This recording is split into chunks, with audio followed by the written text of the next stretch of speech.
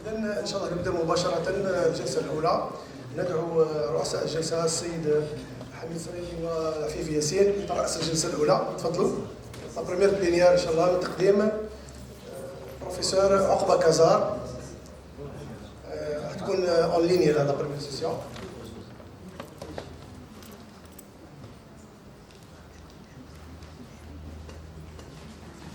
تفضل استاذ الله.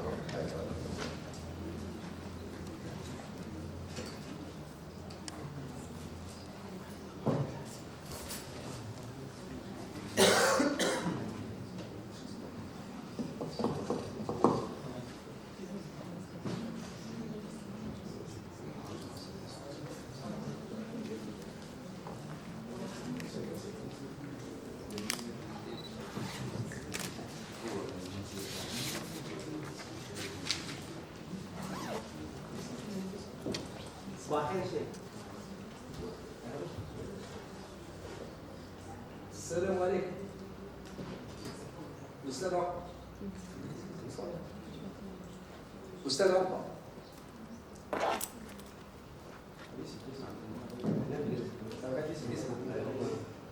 لا اسمع فيا دير ليك. Un geste avec le doigt là.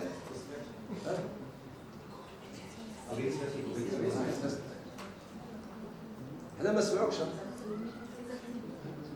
يا با دو موا.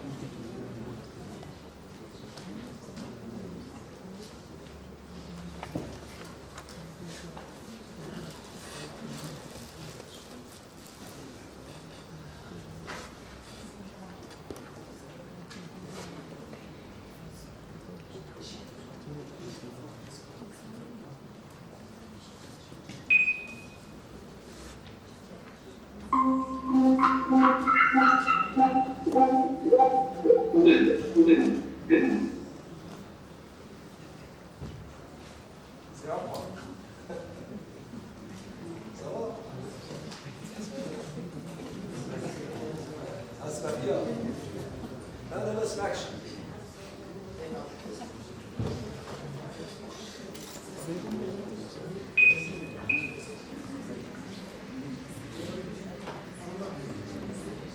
السلام عليكم. سلام سي حميد. أنا سي عمر. أستاذ لاباس. خويا عزيز لاباس.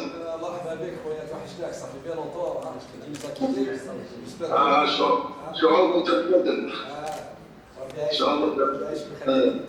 ربي ياسين يكون الشهر. إن شاء الله. Tout le monde est présent ici. Je te souhaite dire bonjour, ça va pas tout le monde. سلام كلهم سلامات يا حميد. إذا ساعد تدمر. لا سي أي وحدة. أي واحدة. أنا صباح الخير. ناس كثير صباح الخير خويا عيال. Voilà, donc sans tarder, Oustad, on va pas on va pas rester en discussion sur notre santé, notre point de vue, de l'alimentation. Les problèmes techniques qui ont eu lieu à Naval,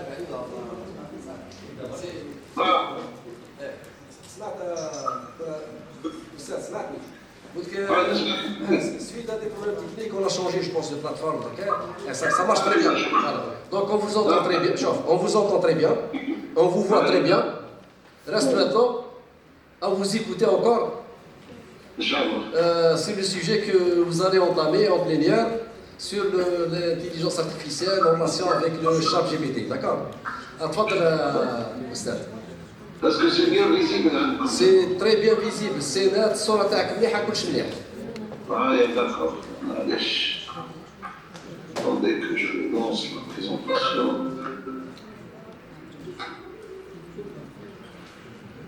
Voilà, donc c'est bon. Je peux commencer. تفضل. Ok, donc أولاً السلام عليكم والسلام على الحضور. أشكر جميع الزملاء اللي هم في جامعة جامعة خاصة في لوجستيك على الدعوة الكريمة أن أشارك في هذا اليوم الوطني حول التكنولوجيات الجديدة والمعلوماتية. سلامي لكل الزملاء الأساتذة في قسم العلوم الآلية وجميع أقسام جامعة كاما، وسلام خاص إلى السيد رئيس الجامعة وكل المسؤولين، وأتمنى لهم التوفيق والنجاح فيما يقومون به في تطوير جامعة كاما والجامعة الجزائرية بصفة عامة. Donc, sans tarder, je vais commencer à vous présenter une présentation qui s'intitule de l'intelligence artificielle vers l'émotion artificielle, et je terminerai par la révolution de l'intelligence artificielle générative. C'est le dernier modèle, mais je vais donner comme exemple d'application de l'intelligence artificielle le ChatGPT. Le plan de la présentation, je vais commencer d'abord par le contexte, c'est-à-dire je vais situer un petit peu la problématique ou la thématique de recherche. Ensuite, je vais parler de ce qu'on appelle l'informatique affective ou l'informatique émotive. C'est le domaine sur lequel on s'intéresse maintenant à développer des travaux de recherche après la maîtrise, disons, de l'informatique intelligente au sens classique. J'introduirai l'émotion artificielle ou l'intelligence, l'émotion artificielle et son lien et son application dans le domaine de la robotique. Par la suite, je donnerai des exemples de l'utilisation de ChatGPT comme étant un modèle de l'IA générative au service de l'analyse de l'émotion et service de la recherche. Alors, de nos jours, on connaît très bien c'est quoi l'intelligence artificielle. C'est le domaine qui s'intéresse à modéliser l'intelligence de l'être humain dans des domaines variés, dans le domaine industriel, la santé, l'enseignement, l'apprentissage. Et maintenant, on commence à s'intéresser au deuxième aspect qui est dans l'être humain, à savoir l'émotion artificielle. Donc, le nouveau axe de recherche s'intéresse à développer des modèles d'apprentissage, de reconnaissance de l'émotion artificielle. Si on dit que l'intelligence artificielle vise à produire le comportement de l'être humain dans les entités intelligentes. La reproduction des comportements intelligents de l'être humain dans des machines intelligentes commence à être maîtrisée. Donc le deuxième verrou scientifique qui commence à se développer, c'est le développement de l'émotion artificielle dans les machines, dans l'ordinateur, dans les robots, dans tous les dispositifs qu'on utilise dans notre vie. Alors, l'intelligence artificielle a eu la naissance dans les années 50. Elle développe de l'intelligence artificielle, c'est Minsky. À la naissance de cette intelligence, il a donné une toute petite définition qui est utilisée.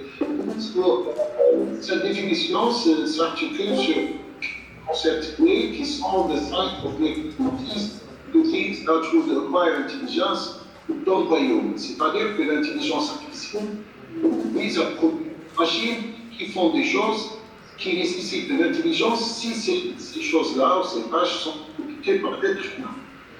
Et par la suite, donc, Minsky a voulu développer cette intelligence artificielle, mais toujours il y a eu des obstacles. Et par la suite, il a donné une deuxième expression, why people think computer can do.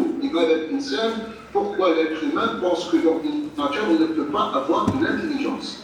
Maintenant, la question qui se pose, est-ce que le robot ou un ordinateur peut-il ou pourra-t-il avoir des sentiments? Donc, l'intelligence en elle-même, l'intelligence artificielle, elle commence à être maîtrisée. On s'intéresse maintenant à développer d'autres outils, d'autres comportements chez les machines, c'est les sentiments. On veut que ces machines, que les robots aient une intelligence et en même temps, on veut que ces machines possèdent aussi des sentiments.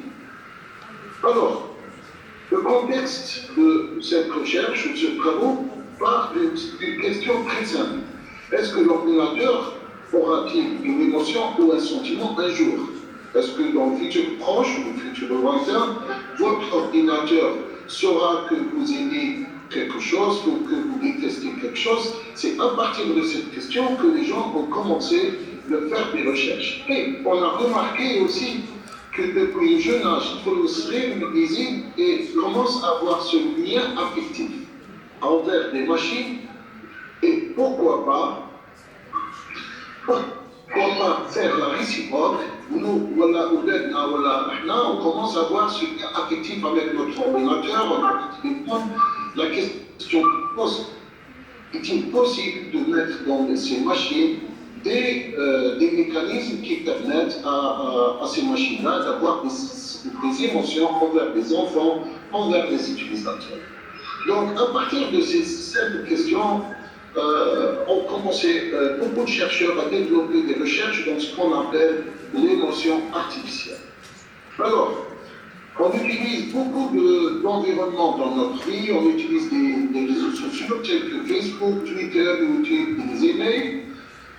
Il faut savoir qu'à travers ces environnements, que ce soit les social media ou les autres systèmes informatiques, à travers ce que nous partageons, à travers ce que nous explorons, à travers ce que nous continuons à voir, à travers ce que nous répétons à voir, ces environnements peuvent détecter, peuvent apprendre ce que nous aimons comme vidéo, ce que nous aimons comme message, ce que nous aimons voir, et c'est une forme d'émotion. Donc, maintenant, l'apprentissage émotionnel est intégré, l'apprentissage artificiel émotionnel est intégré dans ces environnements.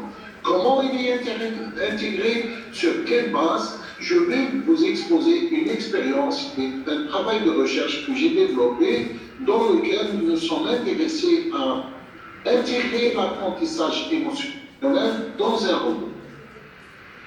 Alors, avant d'embarquer tous ces questionnements, je vous présente par exemple, si on prend Google et on donne au moteur de recherche Google comme clé le mot triste. Donc voilà ce que Google nous donne par exemple comme résultat. Donc la question qui se pose, est-ce que Google connaît la sémantique du contenu de ces images? Quel est le lien de l'émotion exprimée dans une image, qui est une figure, une image, c'est un objet?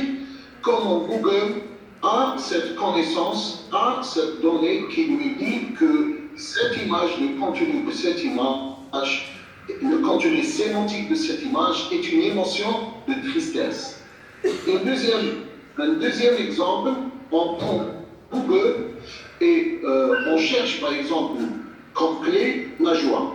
On a une autre forme, un autre ensemble de résultats. La question qui se pose, comment Google sait que le contenu de ces images représente l'émotion joie? Donc, il y a plusieurs solutions, certes. Je sais que beaucoup de chercheurs présents dans cette conférence savent comment ce qu'on appelle indexer ou représenter la sémantique des images à travers l'indexation sémantique de ces images. Donc, Google possède un mécanisme d'indexation sémantique qui indique le contenu sémantique de ces images à travers l'utilisation des ontologies ou beaucoup de formes. Donc, c'est à partir de ces petites questions, des questionnements, que les gens ont commencé à développer ce nouveau domaine qui est l'émotion artificielle.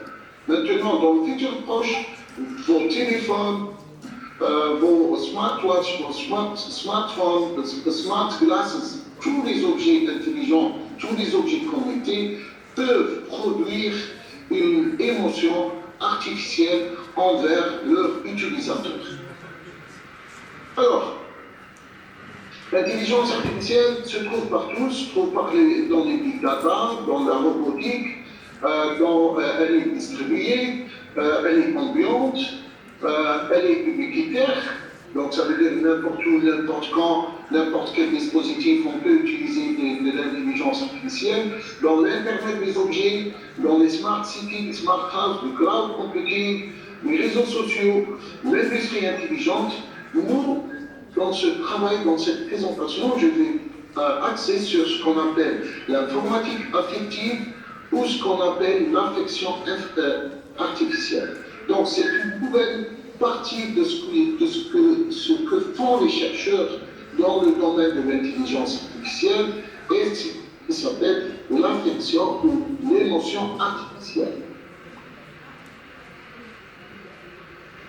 Alors, avant de développer ce nouveau concept de l'informatique émotionnelle, l'informatique émotive, l'émotion artificielle, je vais vous placer un petit peu le contexte de cette recherche. Pourquoi les gens ils ont commencé à faire cette recherche? Alors, pour cela, il faut qu'on revienne un petit peu à l'évolution du web. L'évolution du web a vu plusieurs phases. Il y a, le standard, c'est 5 phases ou 5 générations, ou 5 couches, 5 layers. Le first layer, طبقة الأولى هي le web syntaxique. C'est-à-dire la première version du web, c'est le web syntaxique qui a vu la naissance, avec la naissance du web jusqu'à l'année 2000. À partir de l'année 2000, il y a eu l'apparition du web social web. Et le social web, qui contient pratiquement Facebook, Twitter, tous les autres réseaux sociaux. Donc, il a vu une évolution de la première forme du web qui était le web syntaxique, où seuls les providers de données ont le droit de partager. Maintenant, le web social, c'est l'ouverture de partage, de sharing à tous les utilisateurs. On peut tout partager ce qu'on veut.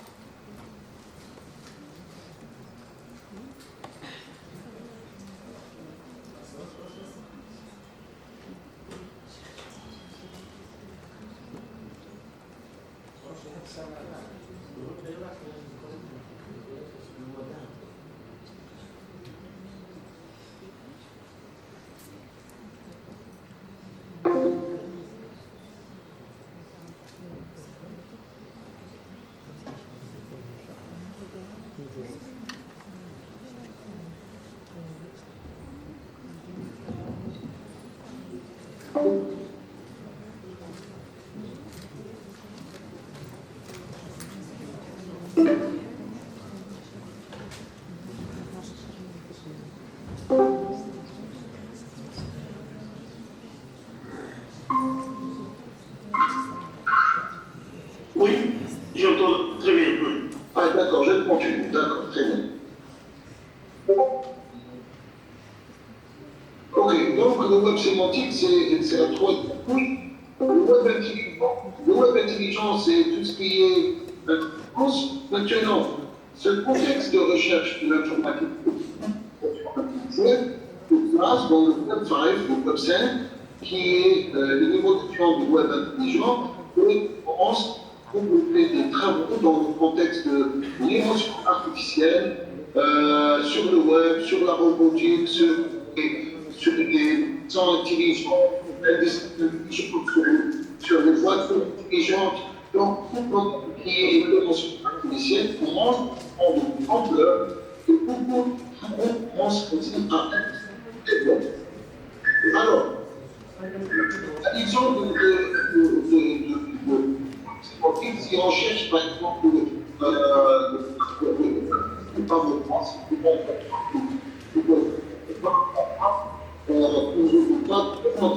on a plan de juridiction, ça veut dire qu'il y a une condition. Donc toutes ces motivations, tous ces problèmes ont été pris en charge par ce nouveau domaine qui est ce qu'on appelle l'informatique affective. Donc maintenant, je vais commencer à m'introduire et à vous présenter ce nouveau concept. C'est pas nouveau pour certains, mais un domaine qui commence à prendre de l'ampleur et de la recherche dans l'informatique. Alors, l'émotion artificielle ou l'informatique affective, Celui qui a proposé ou qui a inventé ce mot, c'est Rosalind Picard. Elle est de MIT, elle a commencé à développer cette recherche dans les années 1995. Donc, ensuite, les machines émotionnelles sont sur le point de dominer nos vies, c'est-à-dire dans le futur proche, nous allons vivre, nous allons utiliser des machines qui produisent de l'émotion. Je peux vous donner beaucoup d'exemples où l'intérêt de faire de la recherche émotionnelle est très important. Un exemple, de temps en temps, on conduit la voiture avec énervement. Nous conduisons sur l'automobile, avec nervosité. Et cette nervosité peut conduire à des accidents. Un sujet de recherche qui peut être développé, comment analyser les mauvais états émotionnels les conducteurs de voitures pour prédire, pour arrêter la conduite.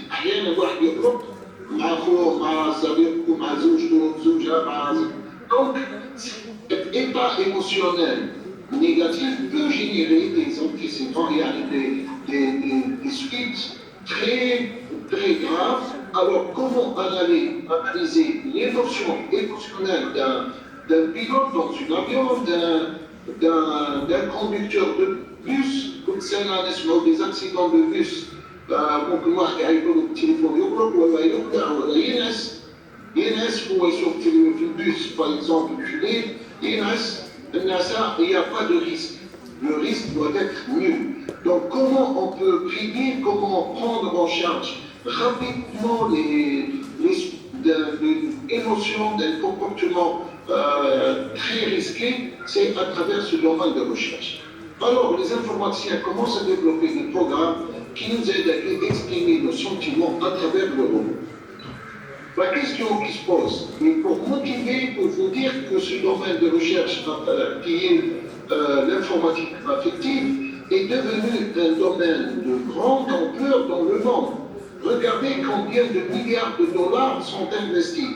50 milliards de dollars sont investis sur ce domaine. Ça veut dire 50 milliards, c'est un chiffre exorbitant. On touche milliards de dollars. Il y a des pays dont la dette dépasse 50 milliards. Ces applications sont nombreuses de l'informatique affective. C'est dans les domaines de l'éducation. L'éducation, par exemple, c'est analyser le comportement émotionnel de l'apprenant. Maintenant, on essaie de comprendre quelle est la meilleure solution d'apprentissage qu'on peut utiliser dans le lycée, dans le CEM, dans le primaire. L'approche d'apprentissage puis l'informatique, mais l'approche d'apprentissage puis l'architecture, puis la médecine, c'est pour des êtres humains. Et dans la santé, c'est un domaine très très important où on analyse, on essaie d'apprendre le comportement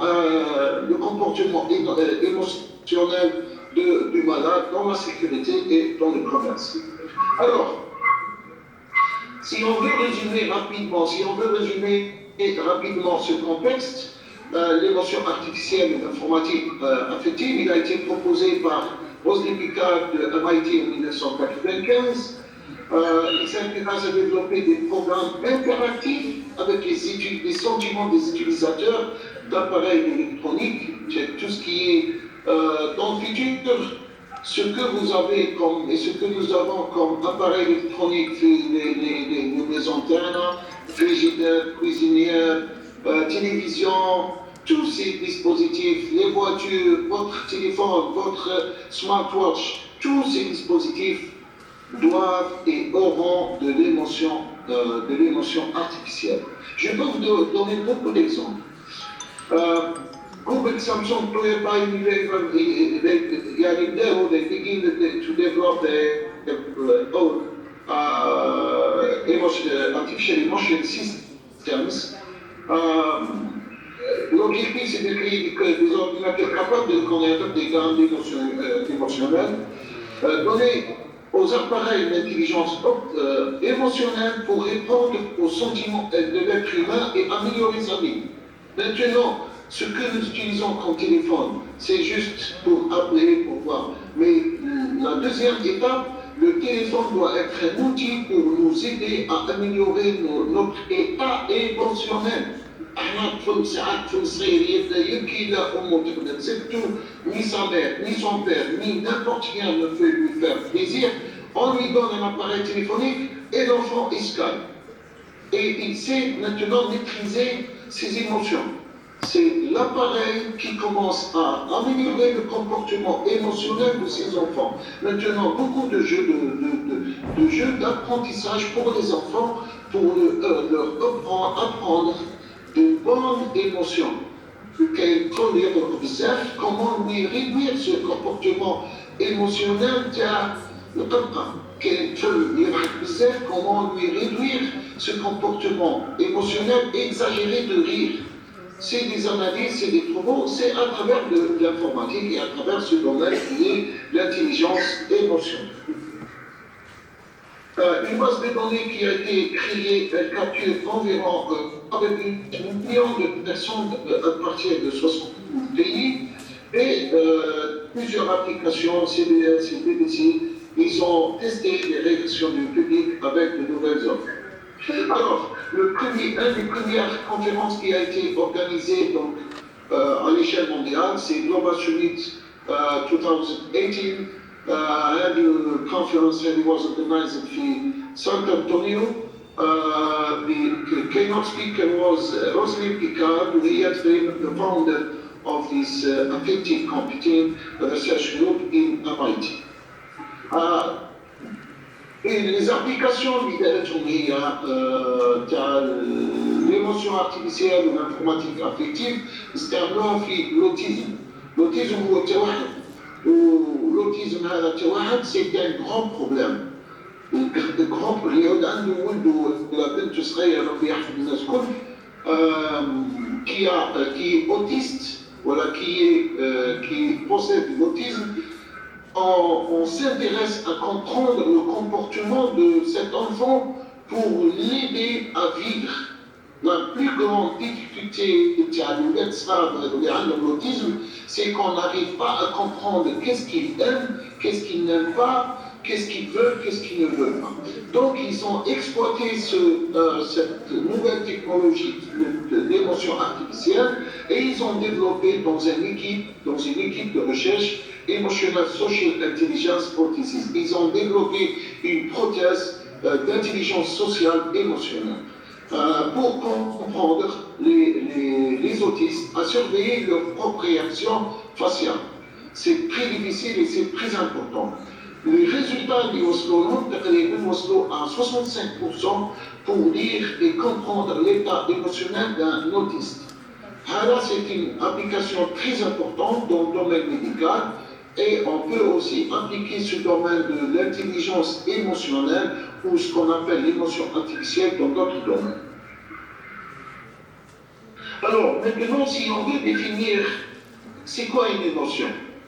Alors, l'émotion, c'est des états motivationnels, donc c'est des états motivationnels. La nature, elle vient d'impulsion, nous avons un désir d'aversion, elle comporte des changements d'émotion, l'individu modifie sa relation, donc c'est une impulsion, ça veut dire que l'objet dans le monde, dans son environnement, doit changer son comportement. Les types d'émotions qui existent dans le monde, il y a deux grandes classes. La classe primaire, ce qu'on appelle les émotions primaires et universelles, nous avons la colère, la peur, la joie, le dégoût, la tristesse et la surprise. Ça, c'est la première famille des émotions. La deuxième famille des émotions, et ce qu'on appelle les émotions secondaires, sont l'admiration, l'indignation, la jalousie et la fierté. Ça, c'est une classification qui a été faite pour organiser les émotions éprouvées par l'être humain. Alors, maintenant, on va voir quel est ce lien de l'émotion artificielle et la robotique. Les robots de nos jours sont partout. Les robots, ils sont partout, ils sont dans notre vie. C'est vrai que parfois, dans nos pays ou certains pays, l'utilisation des robots n'est pas très grande, mais dans certains secteurs, tels que l'industrie, la santé, l'économie, l'apprentissage, l'enseignement, les robots sont très utilisés. Ils vont bientôt arriver à nous, ils sont capables de communiquer, ils communiquent avec nous de manière la plus naturelle et la plus intuitive. Donc les robots maintenant, ils peuvent dialoguer avec nous sans aucun problème. Et les robots doivent donc ils doivent apercevoir notre action et notre comportement, et ils doivent ajuster leur action par rapport à leur comportement. Donc les robots, ils peuvent tout faire, parler, accepter, refuser, aider, manipuler de n'importe quel type. Maintenant, on veut leur ajouter ce comportement immoral, c'est-à-dire ce comportement non palpable qui est moral ou immoral, qui est non palpable, qui est les sentiments. C'est la même manière que l'intelligence. L'intelligence, c'est une chose non palpable, mais elle est modélisable. La même chose, l'émotion, elle est non palpable, on peut la modéliser. Alors, exemple de robot émotionnel, la question qui se pose, vous pouvez vous poser la question, est-ce que déjà on a développé des robots avec des émotions? Oui. Le premier robot, c'est Piper. Avec le robot, il peut analyser les sentiments de son interlocuteur et lui répond à la réception des grands hôtels et des centres commerciaux. Piper, هذا موجود في بعض les hôtels, les vêtements. Quand vous entrez, il vient, il vous demande qu'est-ce que vous voulez voir, où vous voulez aller, il vous conduit, il vous accueille avec du sourire et il essaie de vous alléger dans votre tour. Le deuxième robot qui a été proposé, c'est Makita. Le robot Makita, à l'origine, c'est un mot pour les personnes âgées, n'est-ce pas? Il est capable d'analyser et de lire les expressions des visages. Il reconnaît la gaieté, يعرف واحد فرحان ويعرف la tristesse ويعرف la colère. Vous savez que ce robot Makita développe beaucoup plus pour accompagner الناس الكبار. الناس اللي قاعد وحده في الدار ما عنده ولد، il n'a ni enfant, il est tout seul. Donc ce robot Makita essaie d'être un compagnon des personnes âgées. Le troisième robot, c'est le robot Paro. Paro, c'est un mot qui est de recrutement.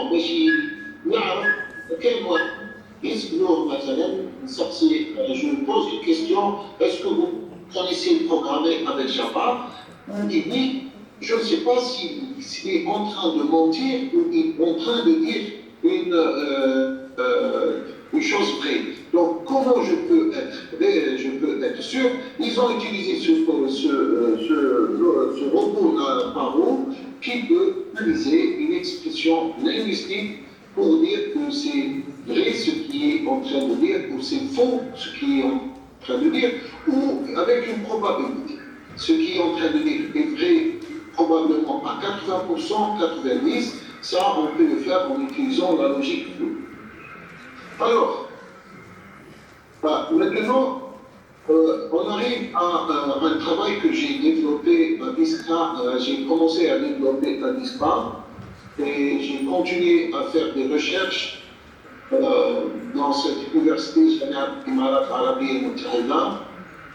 C'est une grande université, c'est une des universités dans le monde qui est classée parmi les plus grandes universités dans le monde. Alors, l'idée de ce projet, on prend un robot qui a l'intelligence artificielle et on a voulu lui introduire l'émotion artificielle. Le robot, il est intelligent, on a voulu lui ajouter l'émotion. Alors, comment on a fait ça? On a fait des recherches et on a développé un modèle d'apprentissage émotionnel dans le robot Now.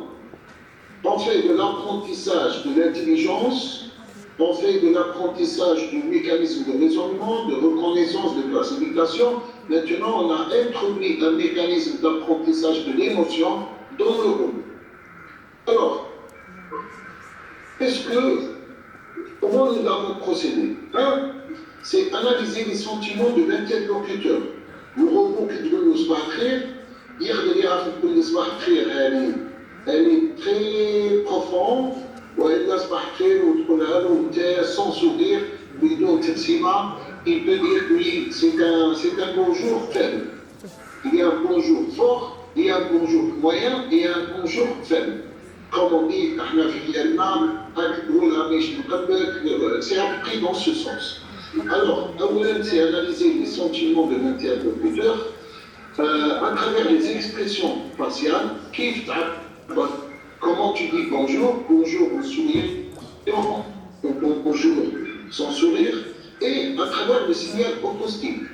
Donc, la première partie, le mot prononcé bonjour, qui fait qu'un voilà, la forme avec un sourire est mieux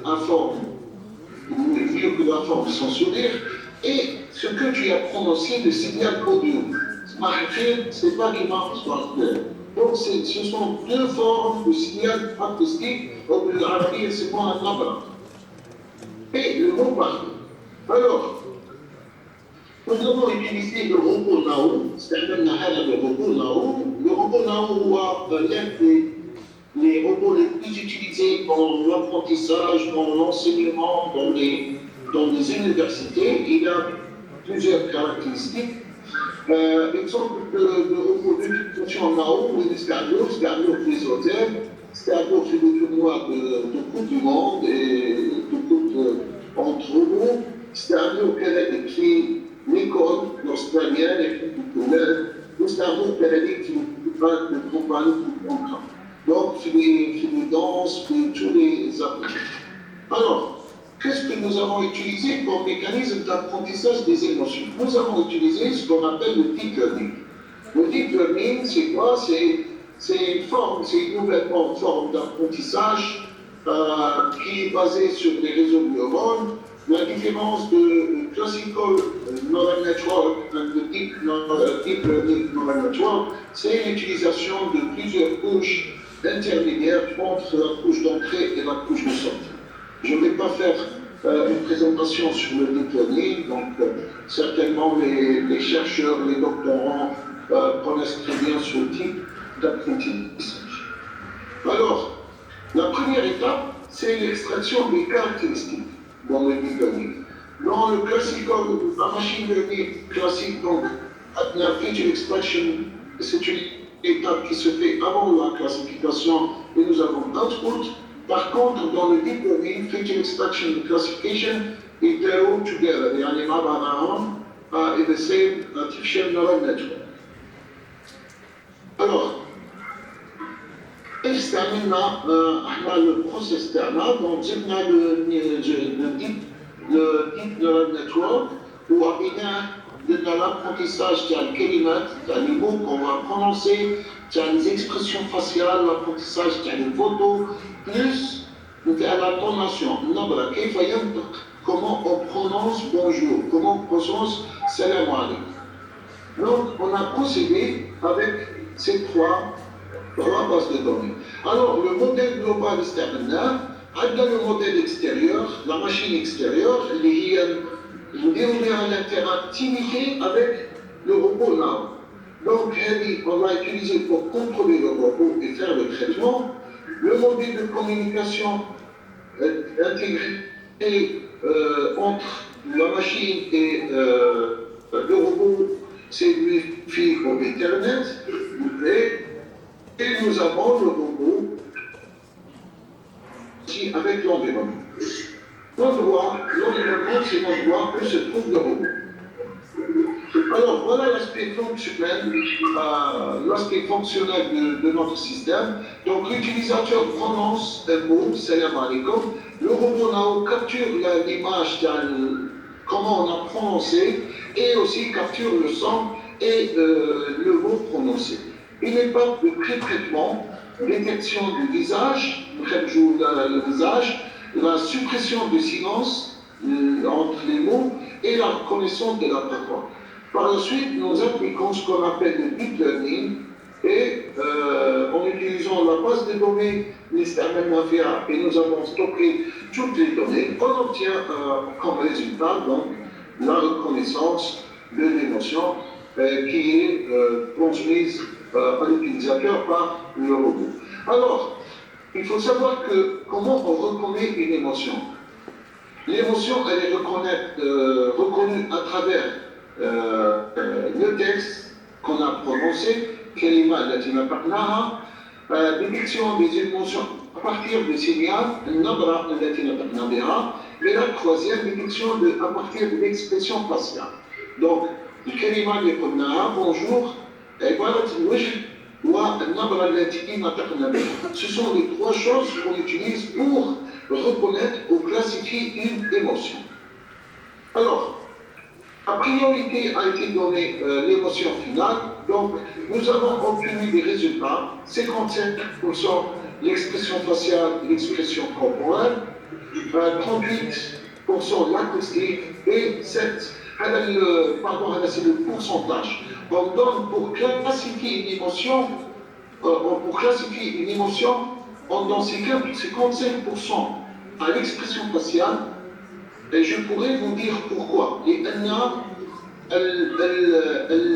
البكم الذي لا يتكلم يعبر عن l'expression l'émotion faciale تاعو أكثر بعبارة الوجه، يعني عبارة الوجه a la plus grande pondération dans l'analyse et la reconnaissance de l'expression l'émotion faciale. 55% elle représente l'expression ou l'émotion faciale de l'être humain. Pourquoi? Parce que البكم الذي لا يتكلم نستطيع فهم العبارة تاعو لما يكون قلق، لما يكون منزعج، لما يكون فرحان من العبارة أو شكل الوجه تاعو. Par contre, 38% c'est pour le signal acoustique كيف نطقت كلمة والكلمة التي نطقتها تعطى 7%. Ça, c'est les données et les pourcentages mondiaux qui sont utilisés pour la classification des émotions. Pour notre application, voilà ce que nous avons obtenu. 80% pour l'expression faciale, 61% pour l'acoustique, كيف نطقتها, et 76% ما نطقت pour le texte. Alors, je termine cette plus grande partie. Cheikh Hamid, est-ce que j'ai encore du temps?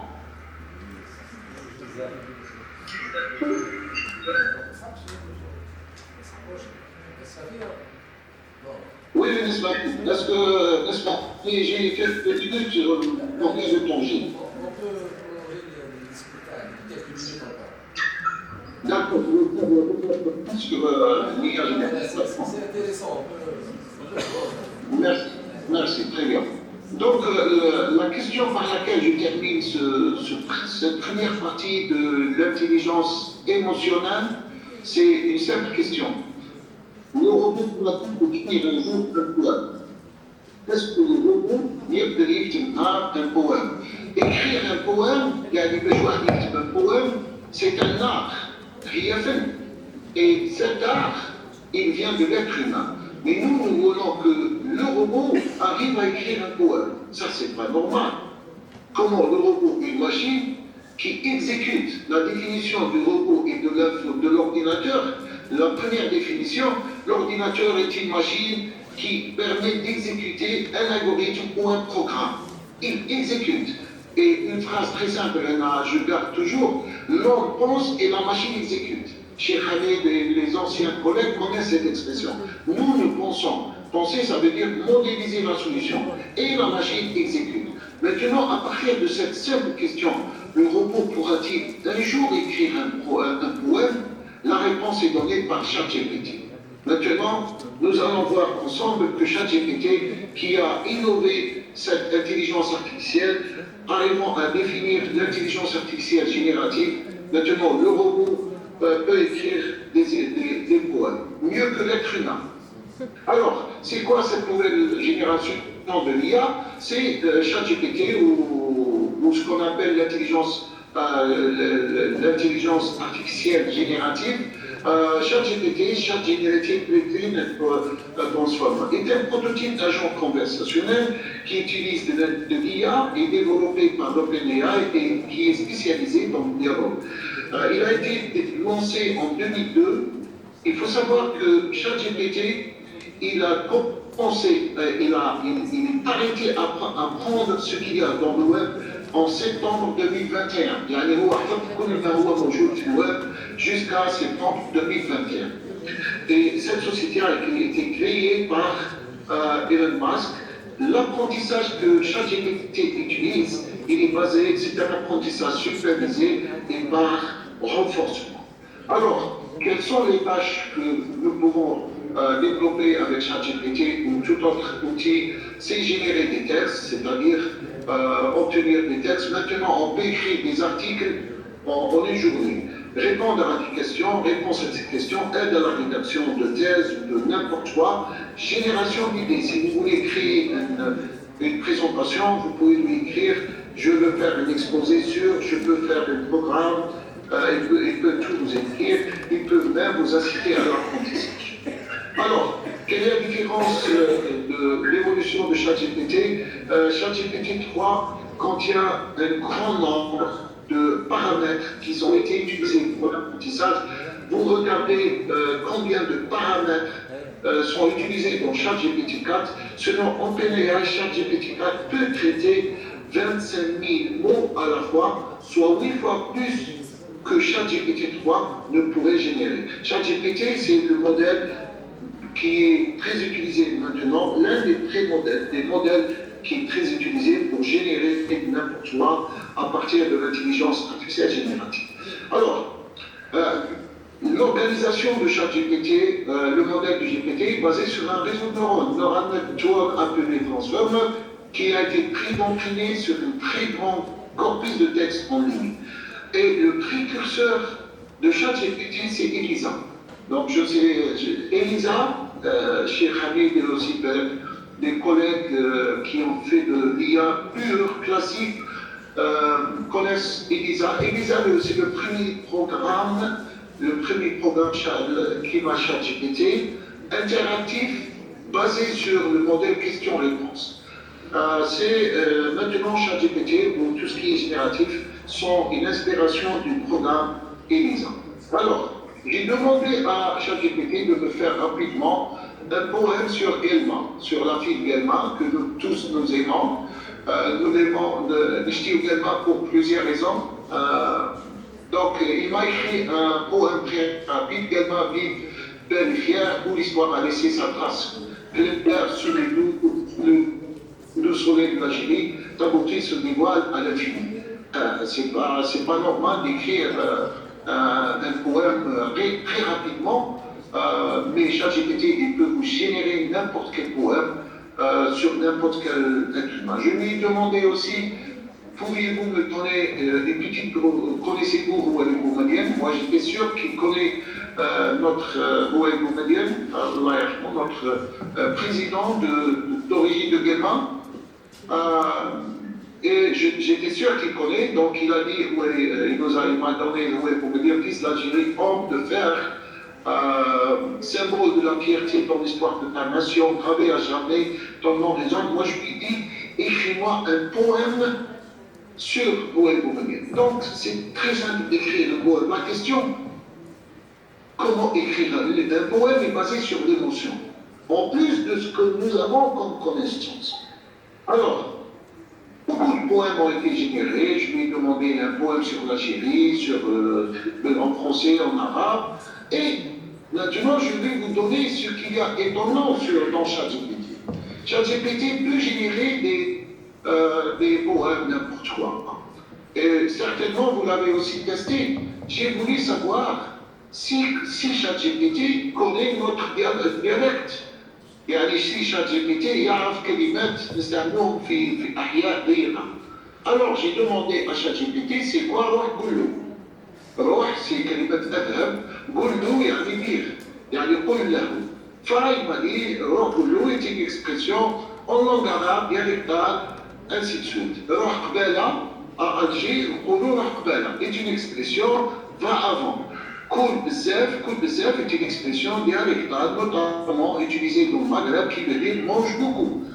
Ardini chouïa, donne-moi un peu. La question qui se pose, comment ChatGPT connaît ces mots dont l'usage est très restreint. يعني استعملوهم في أحيان في مناطق أنا متأكد في جالما هناك كذلك بعض المصطلحات تستعمل في جالما كمدينة تروح مثلا بلدية أو منطقة أخرى يعني نفس الصفا أو بلدية أخرى. Je connais un petit peu quelques communes de Vietnam et peut vous donner la sémantique de ces mots. La question qui se pose, comment il connaît cette séquence? Alors, le premier problème de ChatGPT que tout le monde connaît, comment reconnaître qu'un texte est généré par ChatGPT. Donc là, maintenant, l'année dernière, j'ai mis par exemple un rapport fait une définition excellente sur l'intelligence artificielle. C'est en anglais excellente. Alors j'ai demandé à l'étudiant pour dire la référence à Mictia Bézit. Réellement, cette définition, elle est donnée par ChatGPT. Ça veut dire quoi? Le problème qui a commencé et a donné des réflexions, comment reconnaître un texte qui est généré par ChatGPT.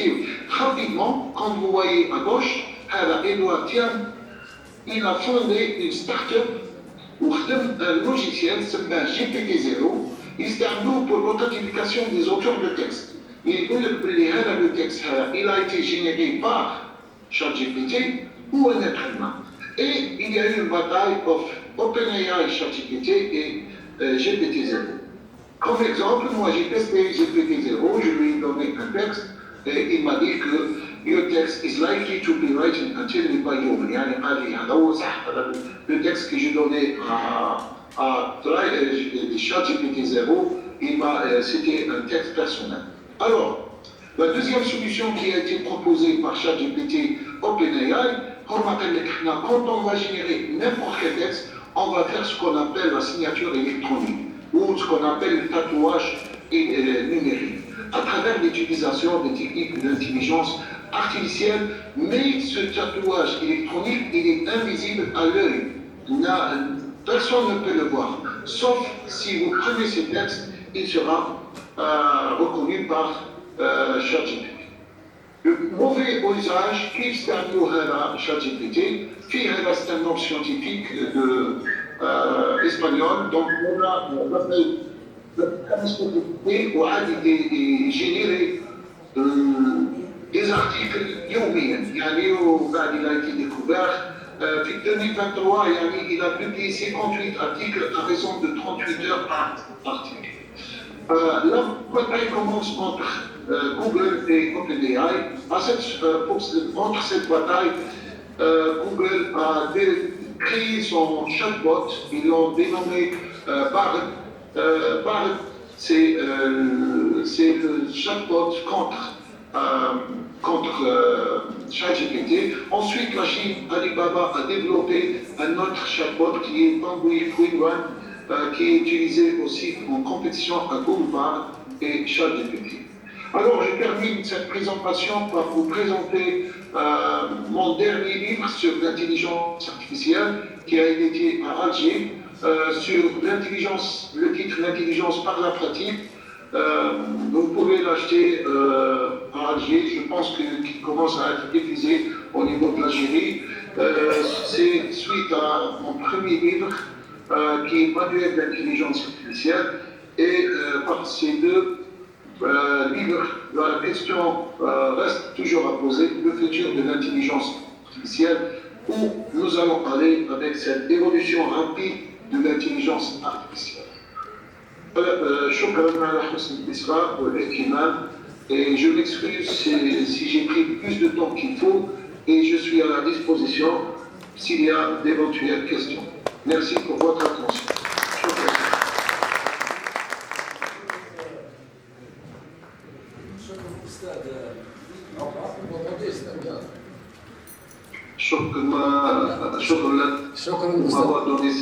شكرا أستاذ عقبة pour ce thème dont vous avez abordé, c'est un thème d'actualité et vous l'avez entamé d'une manière très claire, avec un petit historique, ensuite son évolution et sa relation avec notre vie quotidienne. Et la question la plus pertinente, c'est son impact sur le futur. C'est la finition dans le discours, son impact sur le futur. C'est un thème très riche, il y a beaucoup de questions, on peut se poser, même on peut aller vers une réflexion beaucoup plus philosophique que théorique. Vous avez parlé tout à l'heure qu'il peut faire du ChatGPT, il peut faire beaucoup de choses. D'accord. Il peut faire beaucoup de choses. En même temps, vous avez parlé aussi le dopage du système. Je vais doper le système. C'est un dopage d'émotions, que ce soit vocales, par l'imagerie, tout ça. Et cette richesse, c'est vrai, elle peut aboutir à des résultats. Sauf que, sur le plan, je peux continuer. Et donc on passe, parce que j'aimerais bien sur le plan un peu plus avancé, je vois qu'on est loin encore. Parce que quand je vois qu'il y a je peux, à travers l'expression ou la voix, je peux déterminer les caractéristiques d'une personne. Je peux déterminer plus ou moins. Et on voit que, comme on a les caractéristiques d'une personne, il n'y aurait pas beaucoup de criminels. Mais les criminels, des menteurs, parce qu'on a notre masque, qu'on n'arrive pas à le voir encore. Et j'ai qu'une personne, les plus grands criminels du monde, qui ont un visage très serein, qui ont une voix entendue, mais une voix avec des pics. Parce que quand on parle de pics dans la voix, on a deux sentiments. Un pic très fort positivement ou très fort négativement. C'est là où on sent le changement des choses à demain. Les choses à demain, ils ne sont pas encore définies dans la vie.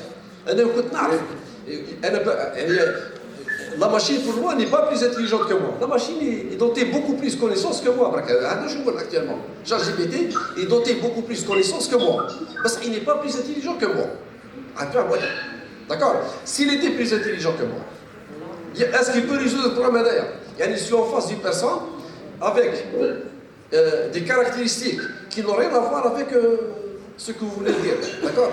Des caractéristiques, insan trapi, c'est bon. Par la suite, on vient me diffuser sur la télévision, il dit que c'est un meurtrier, il a tué 45 gosses à 65. C'est des choses qu'on n'arrive pas à faire. Il faut savoir, ChatGPT, c'est comme les jeux d'échecs. Voilà, exact, tout à fait d'accord. Avec les plusieurs voies, laquelle la prochaine? La plus probable. Yes, la question qui se pose, on joue le jeu d'échecs avec un ordinateur.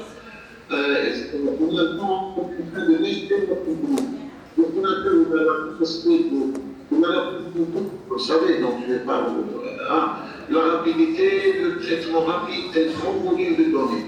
Et nous avons la capacité d'oublier, de l'apathie, mais ce domaine de l'analyse d'émotions, il commence à l'utiliser, cette analyse d'émotions commence à l'utiliser dans beaucoup de domaines, dans la médecine par exemple, dans la conduite des travaux, dans l'industrie. Beaucoup de domaines commencent à s'intéresser à l'analyse des émotions, puis l'apprentissage. Je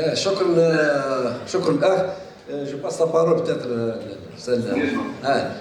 l'assistance, s'ils ont des questions, on les attend de vous des éclaircissements. Est-ce qu'il y a quelqu'un qui... L'assistance, s'il y a des questions...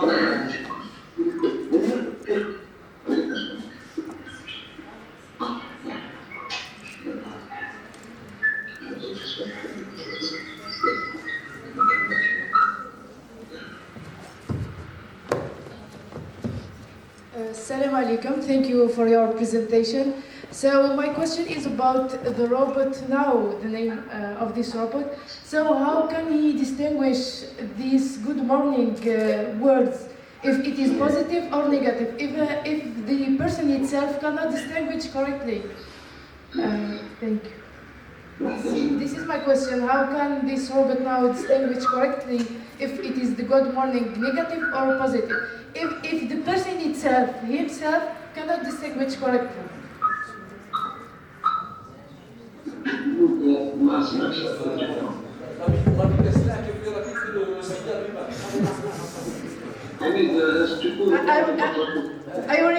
I will repeat again.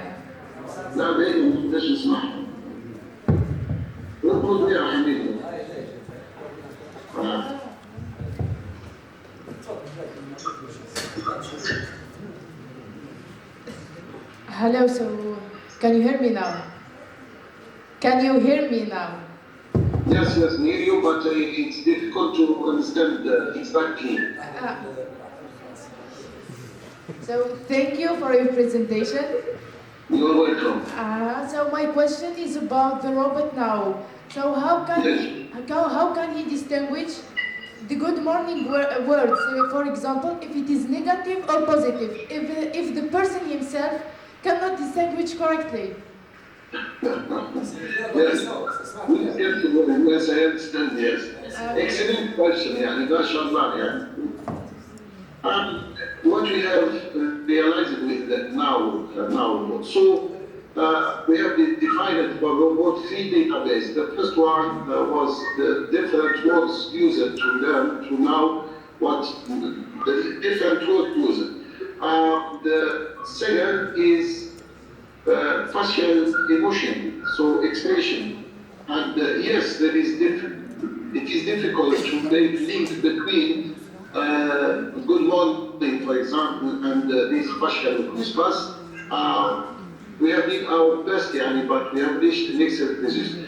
It's not difficult, if we try to work in this topic, you can apply, for example, 3 deep learning process. The first one for list of words used, for example, sabah khair, masa khair, and we must give also to know that sabah khair is a good expression, but masa khair is good expression. But as I don't like you, for example, and I don't want to see you, for example, we must add information that is notified from now, for example, I don't want to see you, it is not a good expression. So it is an excellent, your question is an excellent question. Yes, we must learn the positive words, positive expression, and also we must learn negative expression and negative behavior. Exactly.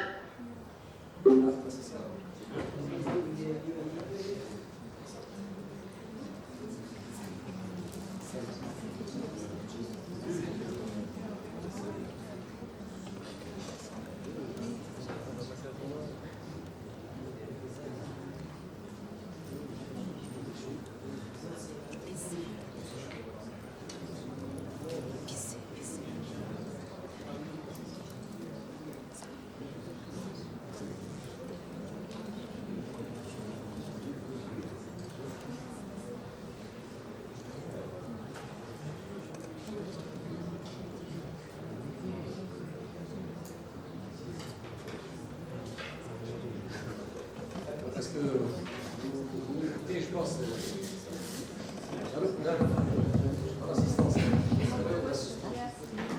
vu que la session elle vient d'expirer, je préfère terminer juste avec un mot. Voilà, j'ai bien souhaité que mon ami le professeur Aqba Ismaha, une fois dans le journal anglais, ils ont essayé de cerner le caractère algérien. Le caractère algérien, qui m'a dit, je vous ça c'est véridique. On a compris tout le monde, sauf l'Algérien. Tu le rencontres le matin, tu lui dis bonjour, il t'insulte. Le lendemain, tu l'insultes, tu lui dis bonjour. Salam alaikum.